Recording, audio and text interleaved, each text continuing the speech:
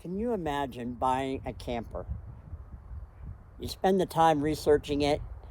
It's a big investment. You and your partner talk it over. You decide, yeah, it'd be good for the family.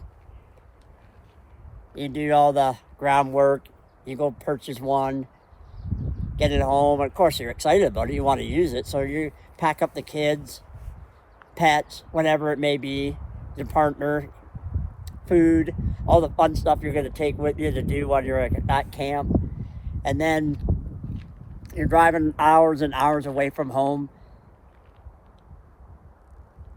You hit a few bumps or you go through a construction zone.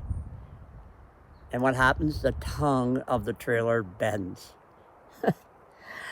That almost sounds ridiculous in this day and age that you would have your tongue bend on the trailer. I mean, most things that are engineered have a safety factor built into them so they can actually handle more than they are rated for. That's a factor of safety. So if a trailer tongue bends, that is so far off of right that it is bad news. Well, you wouldn't think it'd be so, but I'm going to either show a clip or a picture of a YouTube video where that has happened incredibly. And even worse is that the person struggled to get support because the RV manufacturers blamed the company that made the frame. The frame company blamed the manufacturer, said we built it to their spec. So it's like a ping pong, back and forth, back and forth, back and forth. And did you get a lawyer involved too? Like, that's a lot of money outlaid. Well, the reason I'm bringing that subject up in part is because that speaks to any good home, any house, whether it's tiny or a trailer, starts with a good foundation. And from my good foundation, it will allow me to do and show you the mods I've done on the underbelly of this trailer. I have installed a diesel heater down inside there. I've got it completely wrapped, completely insulated. So the first video is going to talk a bit about the Separett toilet and the alterations I did because of the Separett toilet, which then also then leads to where I placed the diesel heater. You see, when you do a mod, that's not the only one you're going to do. It's like a chain reaction. One thing leads to another. So, first video, diesel heater, Separett toilet, which is Separett Tiny model, so I don't have to have black water dumping anymore. Then I'm going to follow it up with how I wrap the bottom of the trailer for all the insulating and fun stuff like that. So they're not going to be super exciting, but I want to get them all out of the way, the things I've done to the trailer, so we could get venturing together. And so feel free to, make any comments, ask any questions, and I will reply. So let's move on. So let me show you my foundation, the basement to my trailer. And you'll see how from that foundation, I can easily build off of it for winterization. So starting with our frame from the HQ15, which is standard on all the Black Series, like a 2x6 galvanized frame. I've been traveling for 3.5 years, and it is solid as it's ever going to be. You can see for yourself.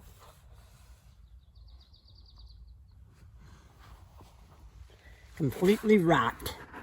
This is an overview from one end to the other and from side to side. Completely winterized. It doesn't get much better than that.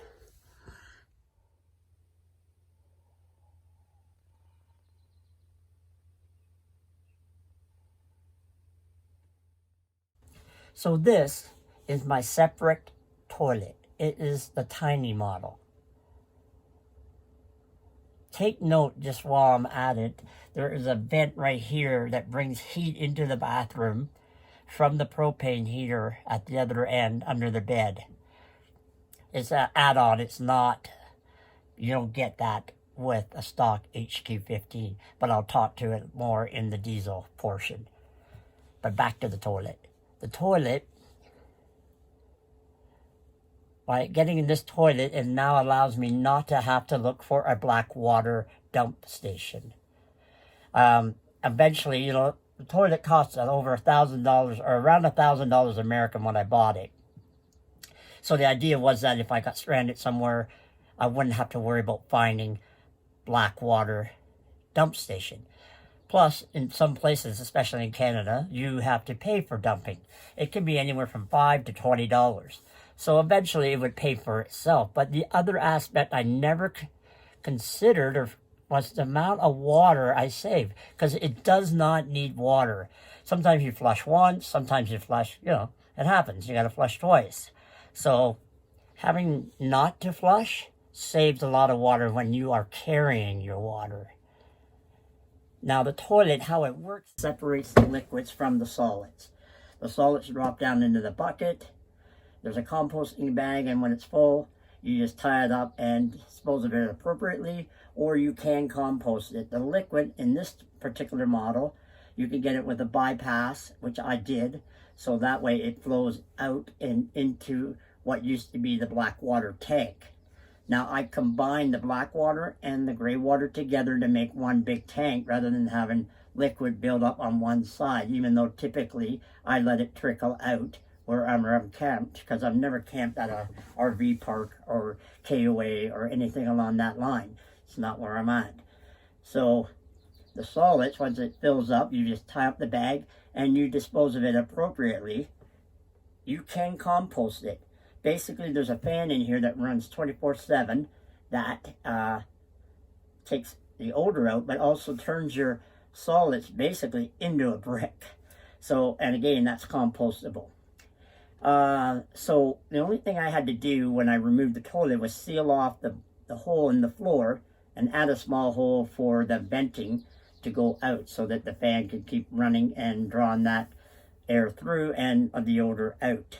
The liquids in with the mixes with the gray. Urine apparently has a little bit of fertilizing value, and by mixing it with the gray, it kind of tones it down, or, you know, makes it not as strong, if you will. And then it's just all drained out. Now how the toilet works is this, is that when you sit on it,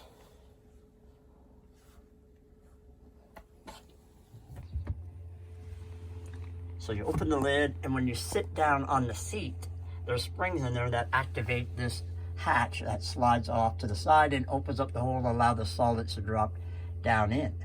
The liquid is separated by going down in through here, and that's a little blue stone just to take away some of the calcium or something like that that can build up over time.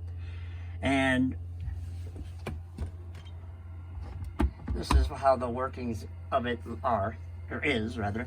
And so the liquid, you know, when it comes out of the valve, out of there, it drops in here, runs around and out. And then of course these solids drop in there, the fan's in here. And this just lifts up and locks up when you want to remove the bucket and tie up the bag and get rid of it and replace the new bag to it. It's as simple as that. And again, the amount of water you save is big. So that's an aspect I didn't count on, and it was well worth the investment. So that is the Separett. Crazy, and hopefully I'm not boring you too much, because I kind of feel like I'm back in school. But I've made up this sketch just to help clarify and illustrate how it is set up in the frame and what has been done underneath within the frame. So this is like looking down. If you had x-ray eyes like Superman and you could see through the floor of the trailer, this is what you would see. The trailer came with a 50-gallon general water tank, a propane furnace, which only blows out from the bed, basically down the hall, if you will, and a drinking water tank, which is about 16 or 18 gallons. It just simply runs through a triple filter for your drinking water. And the 50 gallons just whatever you pump into it from your water source. And this was originally a black tank and a gray tank, which I've, as you know, I combined into one big gray tank. So when RV of America did their winter package, their package included this 2-inch duct line that ran through the frame, following some of the water lines to help keep them warmer when it got colder, and it pops back up inside into my bathroom. And I showed you that earlier when I talked about the Separett install. So in order for me to go even deeper into winter carrying water, I've added on the underside this diesel heater. Well, I have a thermostat, or rather a thermometer, a Bluetooth thermometer temperature gauge in the wall, the exterior wall, because the shower lines run down here. So when I see it gets around close to freezing, 3 degrees Celsius say, I turn this heater on. Then it pumps heat back and vents it within the frame under the floor here, and then vents it here up against the general water tank. And I've installed a temperature gauge here, Bluetooth as well. I figured that would be one of the colder points for the water. So I know what the temperature is at any time here and back here in the wall where the shower is most fragile. Now, the bonuses I got from doing this unexpectedly was this: by venting it here, it actually heats my floor. Right when I'm standing to do dishes, it's quite warm. It's rather nice. And some of the floor along the way is also warm. And, of course, having heat by the general is great. And the other bonus is that because these two lines are side by side, the heat coming into the bathroom is greater. I like the diesel heater because it runs more consistently. There's not as much variation in the heat. And even when the diesel heater is idling, it's producing heat. So that radiates upward into the shower wall area and the bathroom sink lines. But at least they're inside, but underneath the sink, not in the exterior wall like the shower is. Now, I also have, which I added before all this, was a diesel heater inside. So when I installed the diesel heater inside this bench, I never thought I would really use this propane heater too much, but there is times that it is handy. And so I never really elaborated on redoing all the heat venting for it. So I just rigged that, but I will eventually move the grill over to there so it shoots straight down this hall rather than nipping past my fridge. So the diesel heater's in the bench, flows out here towards the back of the trailer, as well as ties into the same line that's going under the trailer from that furnace, and heats this baby up pretty good. As well, I tied it into this line here from the propane furnace so that when it's running, it adds additional heat into that propane line and giving me more heat consistently coming out of here into the bathroom. And because I have 2 diesel heaters now, that made me install a aluminum 17-gallon diesel tank in the frame. And then this little sketch here sort of gives you an idea from the back side looking forward, if it was revealed, that all the pink is insulation. This is the 2 big frame rails, 2x6s, the floor of the trailer. So this is the diesel heater pumping the heat to this, as this tube going forward, and then the green tube coming back is the propane and the diesel heater inside. So hopefully none of that was too much, and you're still with me. Showing off my uncle's excellent painting and abilities and drawing. Just incredible, the detail. But anyways, so I know this is an exciting video, and I just want to show what I've done, why I've done it to make this trailer even more winter worthy. I don't always want to spend 6 months in Canada And then when it gets cold, run down to Florida. That's not my style. I want to see more of America when it's, their spring and summer in various states. So that means in order to do that with only half a year in each country, I need to winter it up. So the other thing is some of the things I've done, like with regard to this trailer, is all fine and dandy. You have to remember, I don't have a garage or a shop to work into, so all the work I do has to be done, unless someone's willing to offer me a garage, outside. And so I have to deal with the timing and weather and all that fun stuff. So could I do what I did better? Yes. Could I have got even more intense with it all? For sure.